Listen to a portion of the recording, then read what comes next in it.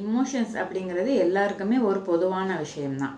அதாவது உணர்ச்சிகள் அது பாசிட்டிவாகவும் இருக்கும், நெகட்டிவாகவும் இருக்கும். கற்றலில் சிரமம், லேர்னிங் டிஃபிகல்ட்டி, ஆட்டிசம் இந்த மாதிரி உள்ள குழந்தைங்களோட தாய்மார்களுக்கு நிறைய நெகட்டிவ் இமோஷன்ஸ் இருக்கும். ஏன்னா அவங்க குழந்தைய வளர்க்குறது ஒரு வித்தியாசமான ஒரு அனுபவம். அதாவது திட்டமிடாத பயணம் அப்படின்னே சொல்லலாம்.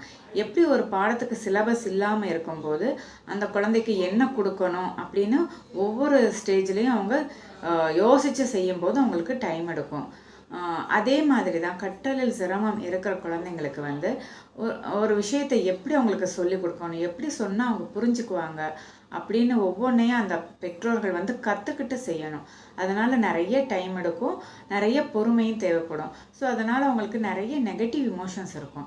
ஸோ அதில் இருந்தெல்லாம் அவங்க வெளியில் அவங்க குழந்தைகிட்ட ஒரு பாசிட்டிவ் அப்ரோச்சோட அணுகுனோம்னா அந்த குழந்தைங்களுக்கும் அந்த பெற்றோர்களுக்கும் ஒரு நல்ல அட்டாச்மெண்ட் ஏற்படும். அப்படி படுத்தினா தான் அந்த குழந்தைங்கிட்ட இருக்கிற என்ன ஸ்ட்ரென்த், என்ன பாசிட்டிவ் அப்படிங்கிறது ஒரு தாயால் கண்டுபிடிக்க முடியும்.